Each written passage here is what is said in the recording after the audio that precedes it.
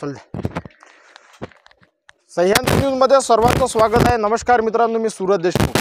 जो सह्याद्री माझा व मराठ माझा न्यूजने जो प्रोग्राम आपण आयोजित केलेला आहे, माझा जिल्हा माझा खासदार, त्या संदर्भात आपण अनेक गावखेड्यातून आणि खेड्यातील जनतेच्या आणि राजकीय व्यक्तींच्या व राजकीय नेत्यांच्या व राजकीय कार्यकर्त्यांच्या आपण लोकसभे संदर्भात प्रतिक्रिया घेत आहोत।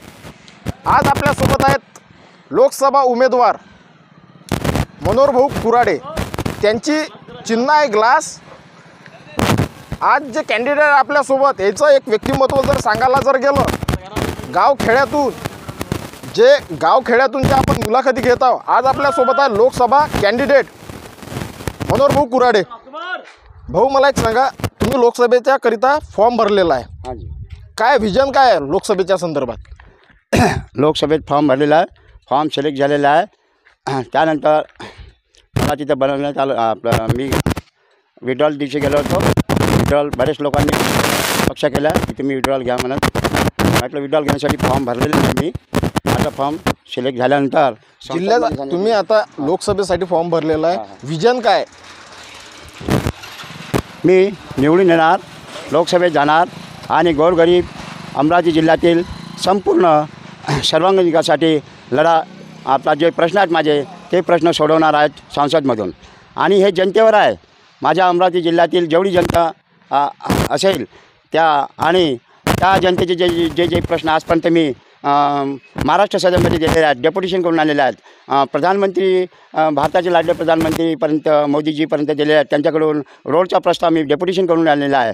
आणि एवढंच नाही तर सर्वांगीण विकासासाठी गावातून आम सभेमधून बरेचसे प्रश्न मांडलेले आहेत, पूल आणि पाण्याची टंकी आणि गावोगावी आपला जे बस येतात त्या बसमध्ये महिलांची गाठ म्हणून नियुक्ती झाली पाहिजे। कारण की आज भीती निर्माण होत आहे आईवडिलाला की अरे आमची मुलगी कॉलेजला गेली आली नाही, आणि गाडची नियुक्ती झाल्यानंतर बेरोजगारीला आळा होईल आणि भीतीसुद्धा राहणार नाही, मुलाला सुरक्षा मिळणार आहे बसमध्ये। एवढंच नाही तर हा ब्रॉडगेज झाला पाहिजे, मूर्तिजापूर तो अचलपूर, हा ब्रॉड मी सदनमध्ये गेल्यानंतर हा प्रश्न सोडवणार। आणि एवढंच नाही तर बिजलीचे बिल, पाण्याचे बिल 50% माफ झाले पाहिजेत।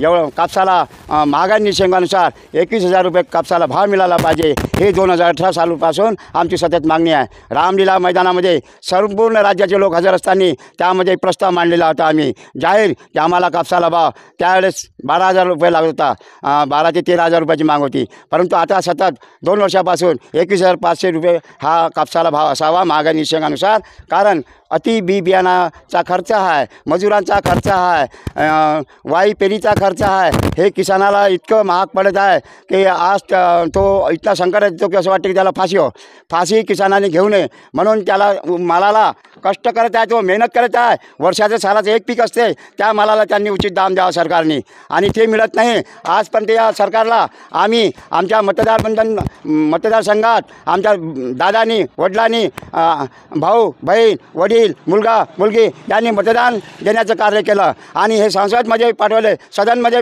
उमेदवार पाठवले। आज 3-3, 4-4, 2-2 लाख रुपये पगार घेतात, आम्हाला काय मिळतं? म्हणून आम्हाला आम्ही जे मतदान करतो आम्हाला होटल पेन्शन मिळालं पाहिजे, प्रति होटल पेन्शनला 10,000 रुपये पगार कम से कम मिळाला पाहिजे। तुम्ही आमच्या मताचा पगार तिकडे घेता निवडून गेल्यानंतर 3-3, 4-4 लाख रुपये, तर कमी कमी आज 77 सालापर्यंत आम्हाला आर्थिक आझादी मिळाली नाही, होटल पेन्शन 10,000 रुपये मिळालं तर घरातील बेकारी कमी होणार आहे, देशातील बेकारी कमी होणार आहे, त्याला प्रोत्साहन मिळेल खाण्यापिण्यासाठी चांगल्या पद्धत। रसी एवढी महाग झालेली आहे, काय करावं काही सुचत नाही, गॅस महाग आहे, डाळ महाग आहे, चावल महाग आहे, आज रसोईमध्ये काय करावं काही सुचत नाही आहे। अशा परिस्थिती आज आर्थिक आझादी शिल्ल्यासारखी झालेली आहे, तिकीट महाग झालेलं आहे। आज दिल्लीमध्ये एक महिलाला 0 पैशाचे तिकीट आहे, महाराष्ट्र सरकारने का द्यावं नाही 0 पैशाचे तिकीट, महिलाला अर्ध तिकीट दिलेलं आहे। मग इथंसुद्धा महिलांना तिकीट माफ करण्यात यावं, कारण समान कायदा समान। आता तुम्ही फॉर्म भरलेला आहे, फॉर्म भरलेला आहे, प्रचाराचं सत्र कसं सुरू आहे तुमचं? प्रचाराचं सूत्र जे आहे माझं सुरू, बंधूंनो, माझ्या आर्थिक एजेंडानुसार सुरू आहे। येता जता, जसा आहे येता जता, आज माझ्याकडे जेवढे पैसे आहेत साधारणतः त्याप्रमाणे एस टीनं जायचं, एस टीमध्ये प्रचार करायचा, एस टी खाली जे लोक बसस्टँडवरती उभे असतात त्यांचे बूथ असतात तिथं जाऊन प्रचार करायचा. बंधू भगिनींनो, माता भगिनींनो, तिथं 2 शब्द सांगायचे. बसमध्ये त्यांना 2 शब्द मार्गदर्शन करायचे.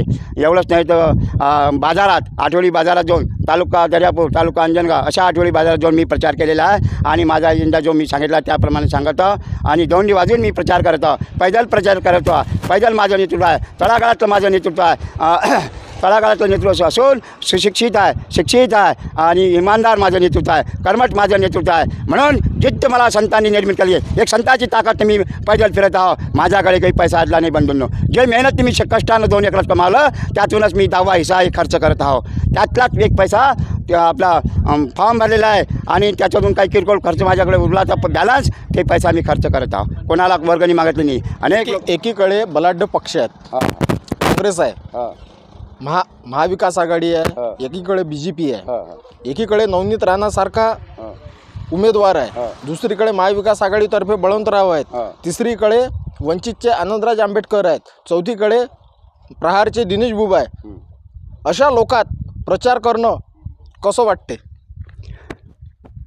हे जे अशा लोकात प्रचार करणं मला काही मोठं कठीण नाही, अवघड नाही आहे. काही अवघड नाही आहे. जेवढी चाल होत असेल तेवढी चाल करा आणि प्रचार करा. यांना करोड रुपये खर्च करू द्या. वेळ चुनाव चालेला तर संघटन करतील आणि 5 वर्ष झगडतील. म्हणजे सत्तेसाठी संघटन करावं हा योग्य प्रश्न आहे, योग्य प्रश्न नाही. आम्ही अपक्ष उमेदवार आहोत. आम्ही अपक्ष उमेदवार आहोत.